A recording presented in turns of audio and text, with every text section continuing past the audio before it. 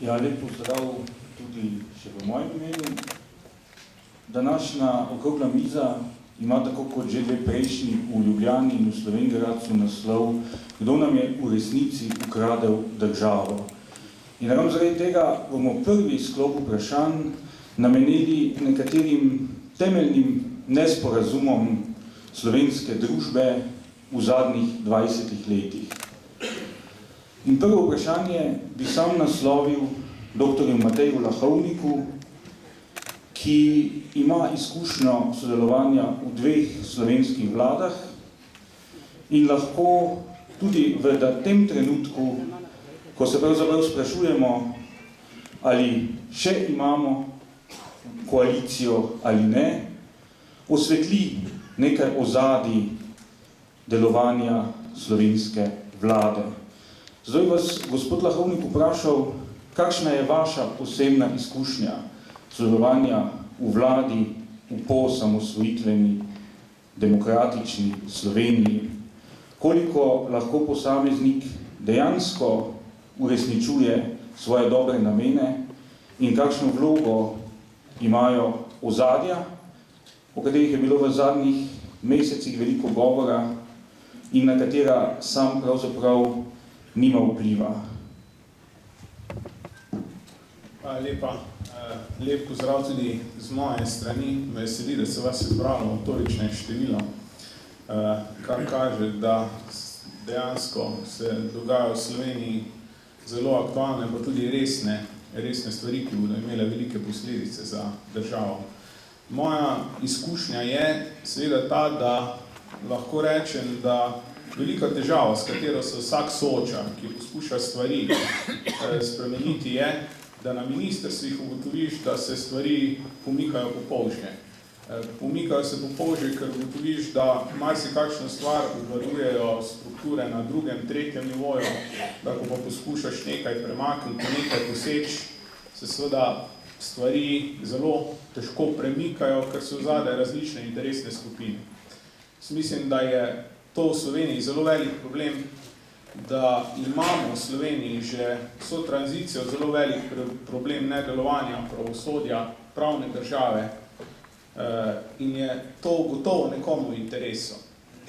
Gotovo mora biti v nekomu v interesu, da v vseh teh letih recimo ni deloval pravosodni sistem. Sej, če danes pogledamo ob vsem gospodarskem kriminalu, ki smo ga imeli, ne samo v zadnjih letih, praktično vseh 20 letih tranzicije, praktično ne moremo na prste ene roke našteti 5 odmevnih primerov, ki so se končala z pravnomočno obsodbo. Žal, to lahko pomeni samo dvoje, da gospodarskega kriminala v Sloveniji ni, ali pa da je pravosodni sistem na celi črti odpovedan. In bojim se, da velja to še za marsikakšno drugo institucijo.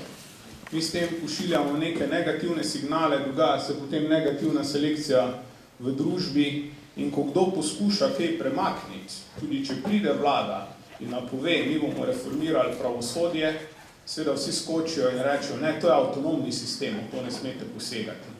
In to se dogaja na različnih področjih. Zato smo na nek način tudi prišli v ta razvojni zaostanek in smo tam, kjer smo. In meni je tudi zato žal, da recimo, ko je ta vlada napovedala neke spremembe pravosodja, jaz sem jih pričakoval, na nek način je takoj nastal nek odpor.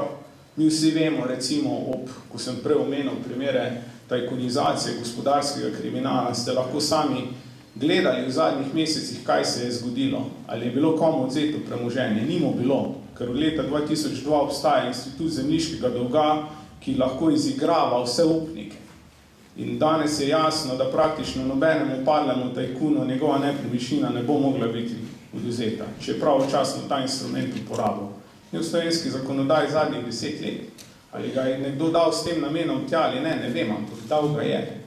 Zato jaz sam trdim, da na nek način Slovenijo vso posttranzicijsko obdobje, celotno obdobje tranzicije obvladujejo različna omrežja, zato ker je Slovenija tista država v Evropski uniji, ki ima največji delež države v gospodarstvu. Če pogledate sektorje, energetika, bančništvo, telekomunikacije, transport, vsa infrastrukturna dejavnost, vse to je na nek način pod vplivom vlasti države, pod vplivom politike. In če pogledate 30 največjih slovenskih podjetij, jih boste našteli vsaj polovico, v katerih ima država največji ali pa večinski delež. In tisti trenutek seveda, ko pride vlada, ko pove, čas je, da se politika umakne na pregleden način iz gospodarstva, čas je, da s neko pregledno prodajo zmanjšamo javni dolg, razbremenimo mlade generacije, se seveda ogrožena nekatera omrežja. Tista omrežja, ki so vsa leta uspešno prečrpavala velik del denarnega toka iz teh podjetij v svoje zasebne poslovne sisteme. In jaz se bojim, da jim na nek način to uspeva, bojim se tudi, da sedanja rušitev koalicije, da bo rezultirala ravno v tem, da se bodo ta omrežja ohranila.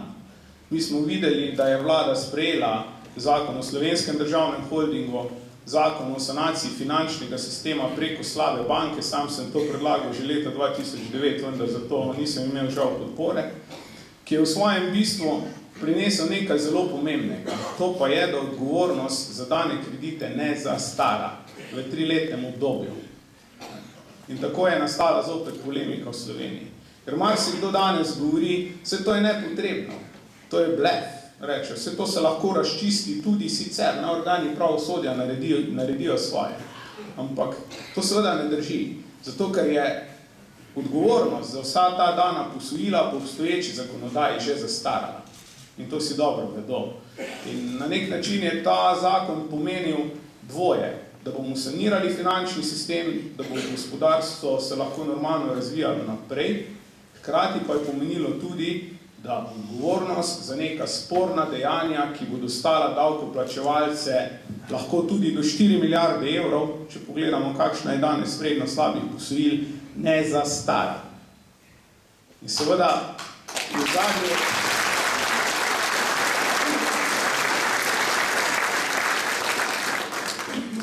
Zato seveda sploh ne gre dvomiti, da se je marsikomu stopilo na žulj in da marsikdo še danes močno nasprotuje tej zakonodaji, storili so vse, kar se je dalo, da bi se to preprečilo, poskušali so z referendumi, Ustavno sodišče je storilo tisto, kar je potrebno storiti in praktično, ko je kazalo, da so seveda izčrpana vsa sredstva, se ta stvar nadaljuje. Če zdaj zaključim, kaj bo, verjetno bi morali vprašati, kaj bo tiste, ki so razrušili to koalicijo. Ko nekaj razstaviš, mora tisti imeti idejo, kako naprej. Ve se, kdo je to razstavil in na njem je odgovornost, da pove, kaj je alternativa.